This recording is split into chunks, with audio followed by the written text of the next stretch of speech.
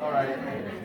So, welcome, family and friends, and thanks everyone for coming out today and coming from far and near and every other state that we've got, Connecticut, Florida, everywhere in between. So we really appreciate you guys being here with us. So, yeah, let's give a round of applause for the hour. So before I say a few words, granddaughter number one wants to just say a couple things about her no-no. And then we'll do a nice little talk about my dad. So, everybody, welcome, Mia.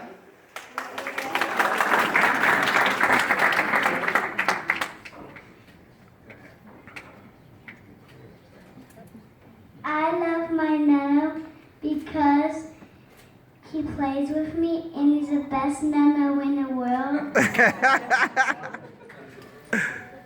And he spends time with me and shares with me, and he's the best nano in the world. And I love my nano and happy birthday. And he teaches me Italian and Vasca da Bagno.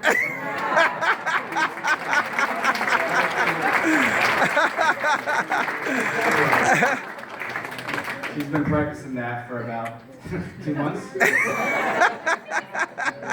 did great. So, where do we start, everyone? Let's see. 1937 was a while ago. Yep. Well, there's a big number 8 and 0 here. So let's start from the beginning. It was a Monday, actually. Monday, March 15th, 1937. It was raining, yeah, a little bit of overcast in Sicily. I heard all about it. I got Freddie's there. He could attest to this. Right? So, yes, Salvatore and Concetta gave birth to their second son.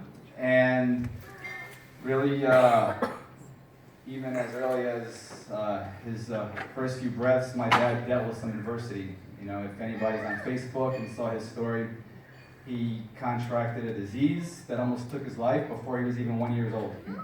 So in 1937, there wasn't, medicine was kind of scared over in Italy.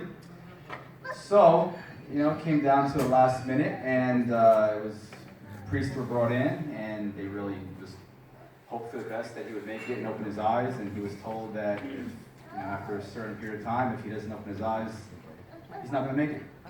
So, this was his first step of adversity, Sure enough, by some miracle, he opened his eyes, and everybody just, yelled out, shrieked, and, his mother, his father, really thanking God that he made it through, and he was doing great up until age 3. And then he was hit with another setback, had another, illness that was pretty severe. But luckily, at this time, penicillin was around, and he recovered.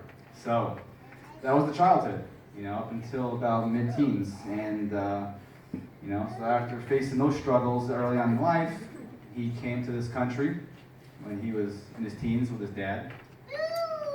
Hey, that's a good fan right there. So he came here with his dad and had to find a new way of life as a teenager and do what he had to do, learn a new language. And although I think it was tough, all these pictures, he was a beach bum. He spent a lot of time at the beach. I'm a little jealous. Every picture I see, they were in the bathing suit, he was wearing his bikini, so not him, my mom, but huh? Did you ever learn how to swim? It's not about me now. At my 50, you could bring that up. By that time that comes, I'll learn how to swim. So anyway, he learned his new way of life. He met some friends, had some really good times, and met my mom, fell in love. And if you look around tonight, hopefully you guys take a look and see all these great pictures we have and some really fantastic history. Actually, a lot of people in this room were at the wedding, so it's we have the flower girl, I think, right? The flower girl. See here, my cousin Eva came from Florida. So yeah, let's give him a round of applause. So it was love at first sight with my dad and my mom, and a couple of years later, my sister and I came along, and the fun really began. And well, at least the first, obviously, it's still going, But You know, they had 2 kids, and things are great. You know, we were a good family. My dad worked hard, really taught us the value of a dollar, you know, did what he had to do to support the family. As a child, I really didn't, you know, appreciate how hard he worked to put food on the table. You know, it was really, you know, my dad's not around, and it is what it is, and you kind of don't really realize it until you become a man yourself, and you realize, wow, you know, he sacrificed. He did what he had to do. He, you know, worked 2 jobs for our entire childhood. You know, he broke his back to own his own home and to pay the bills and send us to private school, and for the most part, and, you know, really, it took me about till mid-20s to really realize how much of a sacrifice he gave for us. So, and for that, I want to thank you. I really appreciate it. You know,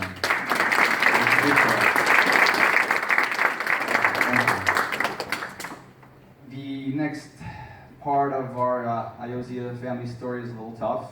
You know, we lost our mom, and you know, everybody here that knows my mom, and I think it's everybody in this room mostly. It was a tough time for us.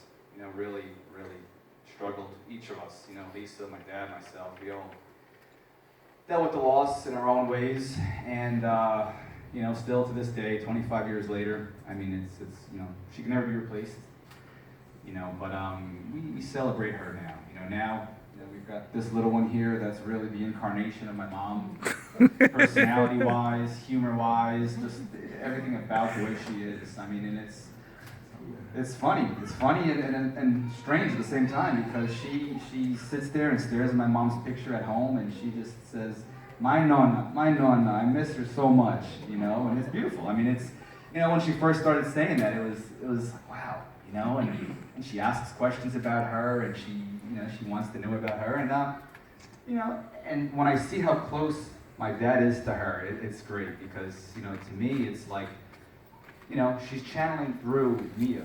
And, you know, and the amount of love that my dad and my daughter have is just amazing, you know. So his second wave of parenthood as a grandfather, you know, when Aiden was born, you know, seeing my dad with Aiden, and just, you know, every event, soccer games, when he used to play soccer before the wrestling and football came along, and, you know, again, going back to Facebook, my dad is so proud to be a grandfather. You know, you see just how it comes out of him, you know, how he is with both of his kids. It's just amazing. And, you know, my heart is so much fuller now just watching my dad, how he is with these kids, and see how much love they have for each other.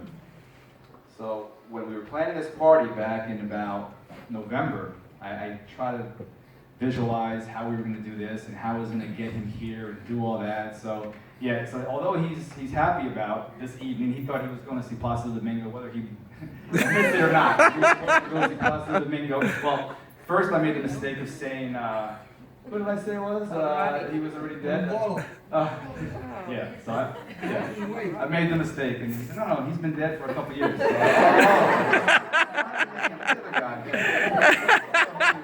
I usually do research before I make a speech like that.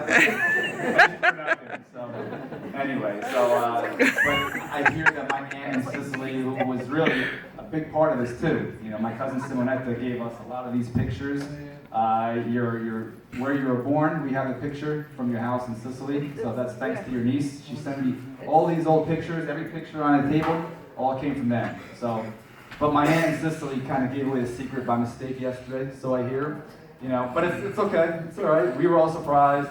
He pretended to be surprised walking in, was just sitting up for me. Yeah, he said, oh, what's gold and black mean? Why are these gold and black balloons out there? I don't know. Maybe it's okay. And then obviously it was too quiet in here, and I'm like, maybe they're on their side. So it's all right, you know. So as we were planning, we were trying to put all these steps together, and you know, it was really a group family event. I mean, everybody helped out, and you know. We're here tonight, so I just want to really ask everybody to stand up with me, you know, and grab your glass.